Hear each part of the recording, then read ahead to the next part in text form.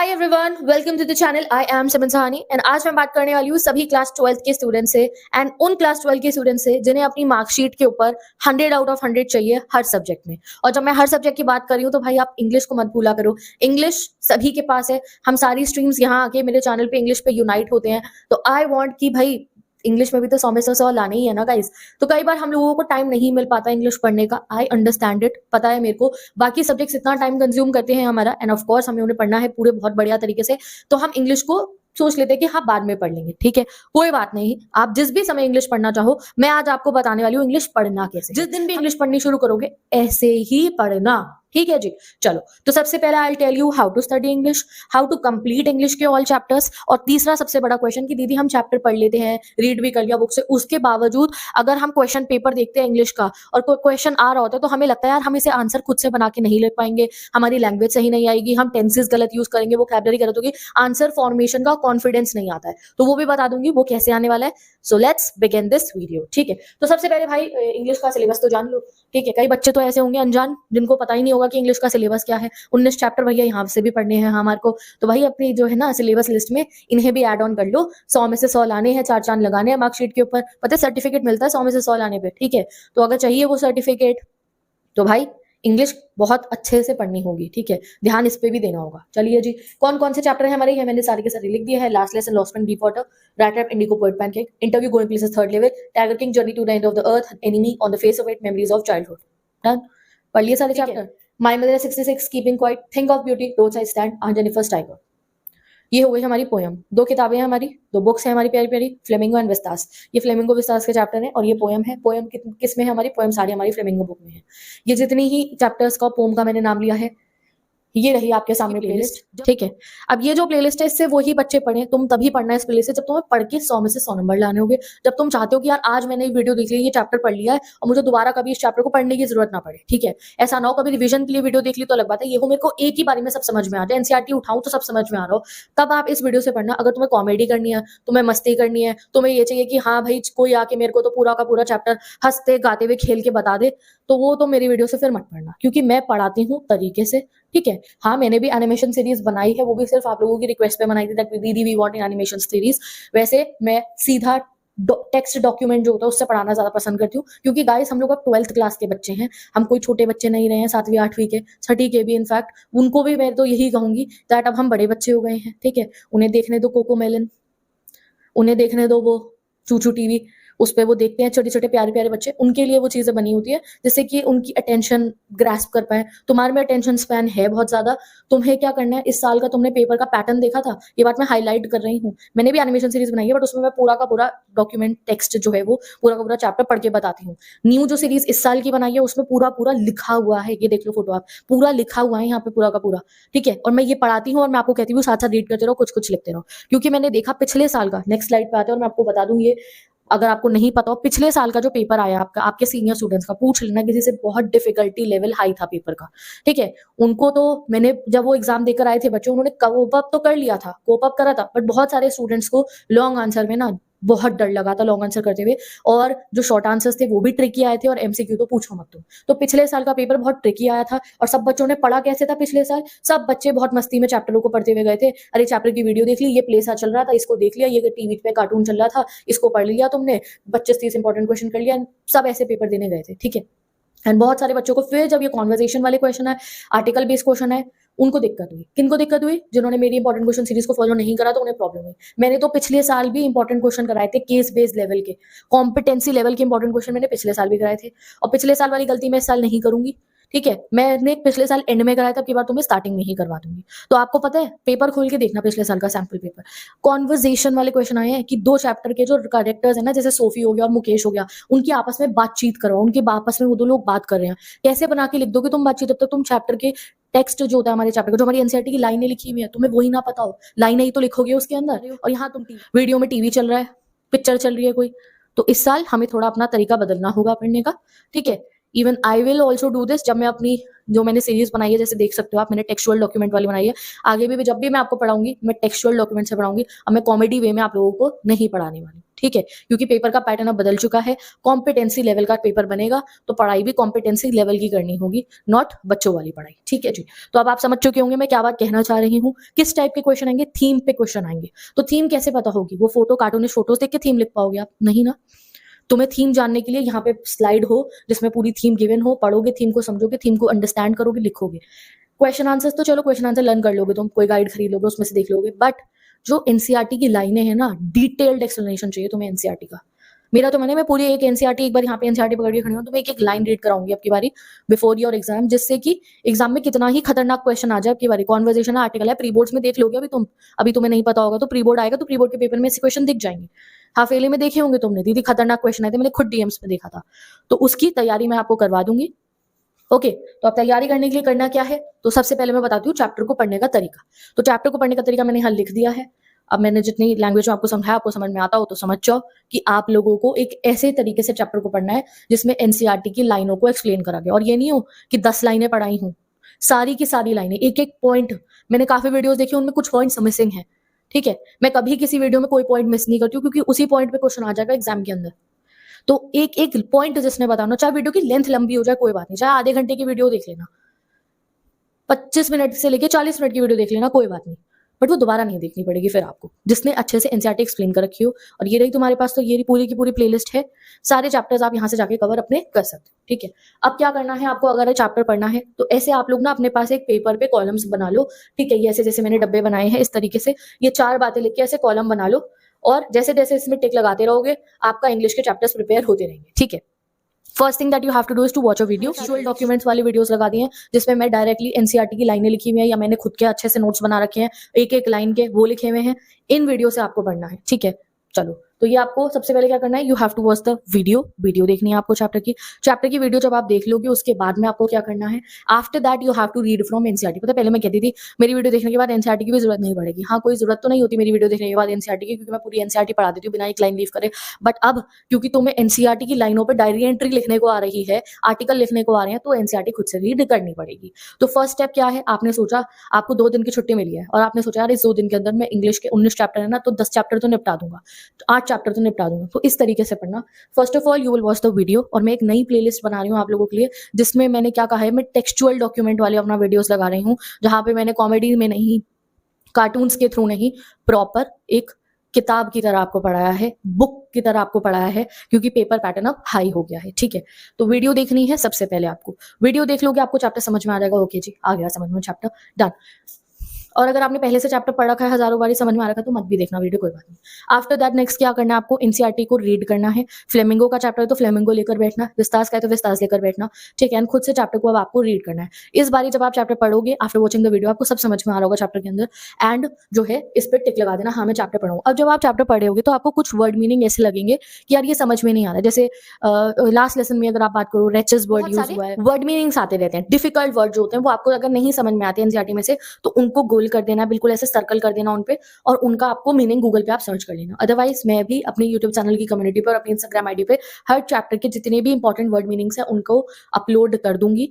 ठीक है, तो वर्ड मीनिंग जब आप समझ लोगे तो उससे बहुत आपको फायदा होने वाला है। क्या कि कोई क्वेश्चन आया उसमें वो वर्ड का यूज हुआ तो समझ में आ जाएगा। और दूसरा, इस साल आपके पेपर के अंदर ना एमसीक्यू एक्सट्रैक्ट वाले क्वेश्चन आते हैं। हाफ ईयरली में देख चुके होगे, एक्सट्रैक्ट गिवन है और उसके ऊपर क्वेश्चंस गिवन है, स्टैंजा बेस्ड क्वेश्चन जिन्हें हम पोयम में कहते हैं। तो उनमें आपने देखा होगा कम से कम 5 नंबर जाते हैं हमारे एक डिफिकल्ट वर्ड के ऊपर। एक डिफिकल्ट वर्ड आपको दे रखा होता है, उसके बेसिस पे क्वेश्चन पूछा जाता है कि इसमें कौन सा लिटरेरी डिवाइस यूज हुआ है, इस वर्ड का मीनिंग क्या है, इस वर्ड से इस सेंटेंस में लगा हुआ है, ये वर्ड बताओ किससे मैच कर रहा है। इस टाइप के क्वेश्चन आते हैं, तो वो इन्हीं वर्ड में से आते हैं, डिफिकल्ट वर्ड में से। जब तुम चैप्टर को खुद से बुक में से रीड करोगे तो कोई ऐसा शब्द होगा जो डिफिकल्ट होगा, उस पर तुम अटक जाओगे, यार इसका तो मुझे मीनिंग नहीं पता। और अगर तुम्हारी वोकैबुलरी बहुत अच्छी है, आप बहुत स्मार्ट हो, तो अगर आपको मीनिंग पता होगा तो एग्जाम में उसको ऑब्वियसली सॉल्व कर लोगे। तो आपको थर्ड काम क्या करना है, जब एनसीईआरटी को रीड करो, वर्ड मीनिंग जो समझ में ना आए उसे कॉपी में लिखिए, उसके गूगल पे उसका मीनिंग सर्च करके, मेरे वर्ड मीनिंग वाले जो मैं अपलोड करूंगी डॉक्यूमेंट, उसमें से देख के समझ लेना है। ठीक है, third thing that you have to do, जो आपने चैप्टर की वीडियो देख लिया, चैप्टर पढ़ लिया एक बारी, फिर आराम से 1 घंटे का ब्रेक लेना, और थोड़ी देर बाद बैठ के क्या करना है आपको, एक कॉपी बनानी है इंग्लिश की। एक कॉपी खरीद लाओ गाइस, ठीक है, अच्छी सी 20-25 वाली, जो इतनी कॉपी आती है, पूरी 10 रुपीज वाली मत खरीदना, क्योंकि ज्यादा रिटन प्रैक्टिस करनी है। और आप चाहो तो एक रजिस्टर कोई आपका पड़ा हो घर में, उसको अपना इंग्लिश का रजिस्टर बना लो। ठीक है, आपने देखा भी होगा कि रिसेंट जो मेरी क्लास 12 इंग्लिश की प्लेलिस्ट है उसका नाम ही नोटबुक सीरीज मैंने रखा है। क्यों? क्योंकि नोटबुक में प्रैक्टिस करना पड़ेगा आपकी बार। इस वाले पेपर जो आया ना, तो मैं लाने 80-75, तो पढ़ लेना आखिरी दिन पे, कोई बात नहीं, एनसीईआरटी के बैक क्वेश्चन कर लेना, मैं इंपॉर्टेंट क्वेश्चन ऐसे बताऊंगी जो पेपर में आ जाएंगे, वो पढ़ के चले जाओगे, आ जाएंगे। बट 100 आउट ऑफ 100 मार्क्स लाने हैं तो मेहनत करनी होगी, ठीक है जी। चलो, तो अब मैंने क्या बताया आपको, एक कॉपी खरीदनी है तुम्हें, या घर पे कोई रजिस्टर पड़ा उस पर लिख दो इंग्लिश, नोटबुक लिख दो उसके ऊपर इंग्लिश नोटबुक, याद रहेगा। हाँ, दीदी ने नोटबुक सीरीज इसलिए बनाई है, इसमें हमें प्रैक्टिस करनी है।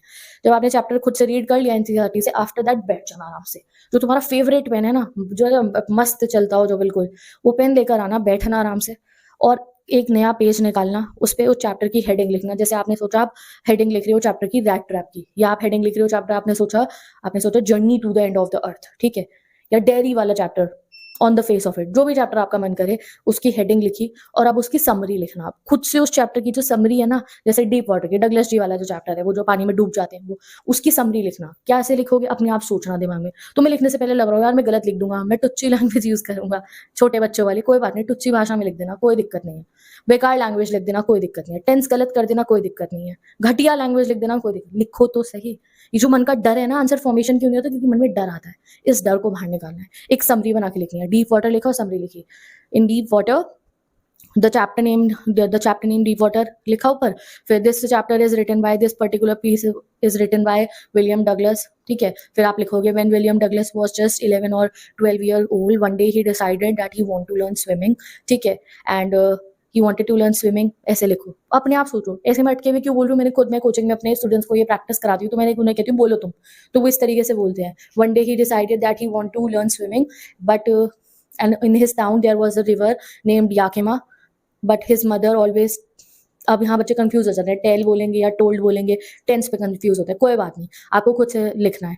हम मदर, हिज मदर, कई बार बच्चे ये गड़बड़ कर देते हैं, तो हिज मदर आएगा ना, क्योंकि डगलस जी तो मेल है, ठीक है। तो इस तरीके से कोई बात नहीं, चाहे आप गलती करना, बट आप लिखना एक बार समरी को। His mother always warned him about the Yakima river, therefore he decided to go for a swimming pool centre, the name of the swimming pool centre was YMCA.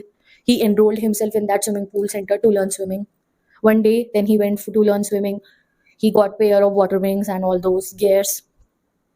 Okay, when he started swimming, when he went to the pool, he encountered his, क्या था वो, aversion to water. ऐसे तरीके से जो भी, अब मैं चाहूँ तो मैं बड़ी असम्बली तुम्हें लिख के बता दूंगी, बट मैं इस लैंग्वेज को क्यों यूज कर रही हूँ, क्योंकि ये लैंग्वेज बच्चे जब आप लिखोगे ना, तो हो सकता है आप ऐसे टूटी फूटी लैंग्वेज, कोई बात नहीं, अब जब आप ऐसे एक बार लिखना समरी को, एक बार दोबारा लिखोगे, बढ़िया लैंग्वेज में लिखी जाएगी। तो ऐसे जो भी आपको लैंग्वेज मारी हो, पूरी समरी लिख दो चैप्टर की, लास्ट लेसन की, husband D water at Indigo, सबकी समरी लिख देनी है आपने, पूरी की पूरी समरी लिख दो। इससे तुम्हारी पूरा चैप्टर, इसके बाद वीडियो देखने की जरूरत नहीं पड़ेगी, एनसीईआरटी से रीड करने की, तुमने खुद से लिख दिया इस चैप्टर को, तुम एक ऑथर बन गए, तुमने पूरा चैप्टर लिख दिया खुद से, ठीक है। वही चैप्टर लेकर रिक्रिएट कर दिया तुमने कोई पीस, तो आपने समरी लिख देनी है। कहीं पे लग रहा हो ना यार ये लाइन को इंग्लिश में कैसे लिखा, जैसे गूगल पे सर्च कर लेना, ये लाइन को ट्रांसलेट कर लेना इंग्लिश में, ऐसे आपको समझ में आ जाएगा, अच्छा इस वाली लाइन को ऐसे लिखा जाता है, ठीक है। आफ्टर दैट जब ये भी काम हो गया, इस बॉक्स पर टिक कर दिया, बस अब आपको क्या करना है, जो आपके एनसीईआरटी में वो डब्बे में क्वेश्चन गिवन होते हैं, उन्हें इन टेक्स्ट क्वेश्चन कहते हैं। वो जो डब्बा वाला क्वेश्चन है ना, वो डब्बे वाले क्वेश्चन को एक पेपर पे सॉल्व कर लेना, और एनसीईआरटी के बैक क्वेश्चन को, बस आपको ये काम करना है। एनसीईआरटी क्वेश्चन चाहे अपने मन में सॉल्व कर लेना, लिखना भी मत, कोई बात नहीं, बट डब्बे वाले क्वेश्चन को सॉल्व कर लेना, एंड आफ्टर दैट आपके जो काम कंप्लीट है, आप हर इंग्लिश का चैप्टर स्ट्रैटेजी से प्रिपेयर कर सकते हो, ठीक है। चाहे जब आपकी इंग्लिश की अभी ना आखिरी में ना प्रैक्टिकल होएगा आपका, तो जनवरी में जब प्रैक्टिकल होंगे तो स्कूल की इंग्लिश की कॉपी भी चेक होती है, तो अपनी स्कूल की इंग्लिश की कॉपी में बहुत अच्छे तरीके से, चाहे अच्छी सी गाइड में से देख के, मैं एनसीईआरटी क्वेश्चन अपलोड करूंगी, उनमें से देख के चीट करके लिख देना, कोई बात नहीं, देख देख के आंसर बना के लिख देना, बट ध्यान से लिखना, एनसीईआरटी के बैक वाले भी और इन टेक्स्ट क्वेश्चन भी, इससे तुम्हारे क्वेश्चन आंसर की रिटन प्रैक्टिस हो गई। सो इस तरीके से आपको हर चैप्टर समझ में बहुत अच्छे से आ जाएगा, you will be full ready अपने एग्जाम के अंदर अच्छे मार्क्स लाने के लिए। अब हमें ट्रिकी पोर्शन को, अगर आप 2020, 19, 18 के बच्चे होते हैं, यहाँ तक में तुम्हारा काम हो गया 10-15 इंपॉर्टेंट क्वेश्चन देखो, एंड तुम पेपर में ले आओगे 100 में से 100।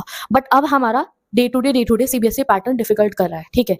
तो अगर इस साल के पैटर्न के हिसाब से देखो आप, जो आपकी बार का सैंपल पेपर है, तो आपको थोड़ी सी मेहनत और करनी होगी। वो मेहनत क्या है, 3 चीजें आपको और पढ़नी होंगी। एक, एमसीक्यू एक्सट्रैक्ट वाले क्वेश्चन, उनको तो प्रैक्टिस करना है। कोई गाइड है तुम्हारे पास, उसमें एमसीक्यू एक्सट्रैक्ट क्वेश्चन गिवन है, उन्हें पढ़ लिया एक बारी, उन्हें सॉल्व कर लिया गाइड के अंदर ही, ठीक है। तो एमसीक्यू एक्सट्रैक्ट क्वेश्चन देखने हैं, 3 कर लेना हर चैप्टर के।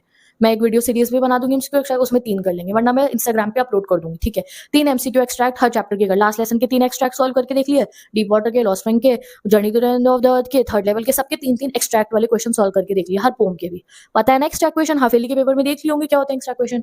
आफ्टर दैट शॉर्ट क्वेश्चन देखेंगे हम, शॉर्ट क्वेश्चन सिंपल, जो ये देखो ये मेरी नोटबुक सीरीज है, इसमें मैं शॉर्ट क्वेश्चन ही कराती हूँ, इसमें दे रखे हैं मैंने 15 ही कराती हूँ मैं, 15 शॉर्ट क्वेश्चन कर लिए कि हर चैप्टर के पूरे चैप्टर के अंदर से 15 शॉर्ट क्वेश्चन कर लिए, इससे लॉन्ग में भी बहुत हेल्प मिल जाती है। 15 शॉर्ट क्वेश्चन हर चैप्टर के करने हैं, पढ़ लेना इनको, नोटबुक के अंदर उतार लेना, नोटबुक सीरीज में मैंने लिख रखे हैं ये। देन हम आएंगे भैया महा एपिसोड क्वेश्चन पे। महा एपिसोड क्या हो रहा है भाई, जैसे सीरियलों में होता है ना, दो सीरियलों की वो बढ़िया बढ़िया जो बहुएं होती हैं, करेक्टर होते हैं, वो मिल जाते हैं भाई साहब, हमारे चैप्टरों में ये कर देते हैं ये पेपर के अंदर। सोफी को मुकेश से बात करवा देंगे कि भैया ये दोनों ड्रीम्स के ऊपर डिस्कशन कर रहे हैं अपना। वो जो रोड साइड स्टैंड के लोग जिनसे कोई सब्जी वब्जी नहीं खरीदता, उनकी भी हालत बहुत खराब है, और वो उन्हें कभी उनसे मिलवा देंगे। हमारे साहिब से, बच्चे से, वो लोग बात कर रहे हैं, ठीक है। आन जेनिफर जो बहुत सप्रेस्ड है अपनी फैमिली के अंदर, उनको विलियम डगलस जी वो बैठ के बात कर रहे हैं कभी। इस टाइप से आ जाए आपको जो एनिमी वाले चैप्टर है, डॉक्टर सदाव जो है, उनका किसी के ऊपर तो आपको डायरी एंट्री लिखने को आएगी कि हैना ने ये सब ना, अब हैना बड़ी हो गई है और हैना ने जो है ये सोचा कि भाई मैं ये सब के बारे में लिखूंगी। उसकी यूमी, उनकी जो एक मेड थी उनके घर की ना, यूमी ने जब उनके घर में काम छोड़ दिया था डॉक्टर सदाव के घर में, वो अपने घर चली गई है और अब वो डायरी में ये सब लिख दिया कि उसके मालिक ने ये सब करा है। ऐसा डायरी एंट्री लिखने को आ जाएगी। डॉक्टर सदाव ने एक आर्टिकल लिखा है कि मैंने ये सब करा। ये कुछ भी इस टाइप की क्वेश्चन, आर्टिकल तो नहीं लिखेंगे, वो बताएंगे थोड़ी इस बात को, कुछ डायरी एंट्री पर्सनल होती है ना, तो इस पर डायरी एंट्री आएगी, ठीक है। इस टाइप के क्वेश्चन आ सकते हैं, और ये बहुत 10 नंबर जा रहे हैं इनमें, ठीक है। तो वो 10 नंबर तो पक्के करने होंगे, तो मैं 70-80 में गुजारा करना है, तो बस यहाँ तक के स्टेप फॉलो कर लेना। बट लाने 100 में से 100, तो थोड़ा सा यहाँ पे लॉन्ग क्वेश्चन भी देखने होंगे। अब लॉन्ग क्वेश्चन ना मैं हर चैप्टर में से आपको कहूंगी 2 प्रैक्टिस करना। कौन से होंगे वो 2 आने वाले तो में आपको पता चल जाएगा। 2 लॉन्ग क्वेश्चन प्रैक्टिस करने हैं हर चैप्टर के। एक होगा ऐसा जिसमें थीम, आर्टिकल और डायरी एंट्री तीनों कवर हो जाएंगे। एक लॉन्ग क्वेश्चन होगा वो पूरे चैप्टर का, उसमें कोई थीम आएगी, लॉन्ग क्वेश्चन में थीम भी हाईलाइट हो रखी होती है। आर्टिकल है, उसी को लॉन्ग आंसर को आर्टिकल बना के लिख देना। डायरी एंट्री आएगी, डायरी एंट्री के फॉर्मेट में उसी लॉन्ग आंसर को लिख दो। दूसरा हम करेंगे कॉन्वर्जेशन स्टाइल के लिए, हम प्रैक्टिस करेंगे कॉन्वर्जेशन बनाने वाले क्वेश्चन को। तो हर चैप्टर के हम 2 क्वेश्चन लिखेंगे, 2 लॉन्ग आंसर प्रैक्टिस करेंगे, 15 शॉर्ट और 3 एमसीक्यू एक्स्ट्रा। तो ये हमारा तरीका रहेगा इंग्लिश में 100 में से 100 नंबर लाने का। बट ये इतना जरूरी नहीं है, इससे ज्यादा जरूरी ये वाला पोर्शन है। चैप्टर की वीडियो देखना, खुद से एनसीईआरटी रीड करना, वर्ड मीनिंग पता लगा लेना। वर्ड मीनिंग कर लियोगे तो एमसीक्यू एक्सट्रैक्ट हलवा है, बहुत आराम से हो जाएंगे, ठीक है। जो एनसीईआरटी बैक क्वेश्चन वगैरह है उन्हें रीड कर लिया, उन्हें लिख लिया थोड़ा सा, बस। अगर ये वाला पोर्शन कंप्लीट कर लिया तो इसमें तुम्हें आधे से 1 घंटा भी नहीं लगेगा। मेरी नोटबुक सीरीज की मैं आधे घंटे में मैं 15 क्वेश्चन करा देती हूँ। तुम वो पढ़ लो, समझदार हो, समझ जाओगे। इतनी इजी लैंग्वेज लिखी, वहीं से लर्न कर लेना उनको, और फिर अपनी लैंग्वेज में बना के लिख दोगे। अपनी लैंग्वेज में कैसे लिख पाओगे, जब समरी लिख के, समरी 2 बार लिख दो, चैप्टर की 3 बार लिख लो, बट डर निकालो मन से, ठीक है। तुम चाहो तो मुझे इंस्टाग्राम पे सेंड कर देना अपनी समरी, मैं चेक करके तुम्हें रिप्लाई कर दूंगी, हाँ जी सही है या गलत है, ठीक है। तो इंस्टा पे सब लिखो, अपनी एक नोटबुक बनाओ, मैंने लास्ट में तुम्हारे लिए बना दिया है what you have to do if you want to score full marks in English, अच्छे नंबर लाने हैं। तो एक नोटबुक बनाओगे आप, जैसे मैंने नोटबुक सीरीज इस साल की सीरीज का नाम रखा है। सबसे पहले चैप्टर की समरी होगी एक पेज पे, दूसरे पे वर्ड मीनिंग होंगे, तीसरे पे 15 शॉर्ट क्वेश्चन लिखोगे आप मेरी नोटबुक सीरीज में से देख के। 2 लॉन्ग आंसर करेंगे हम प्रैक्टिस, ठीक है, वो भी आप लिखोगे, कोई गाइड है तो उसमें से देख लेना। और लास्ट में, हाँ, जब बिल्कुल हमारा पेपर आने वाला होगा ना जिस दिन, उससे 1 दिन पहले मैं सबके करेक्टर स्केच भी करवा दूंगी और पोएम की सेंट्रल आइडिया भी। पर ये सबसे आखिरी में, इससे पहले ये काम आप तैयार कर लो, ठीक है।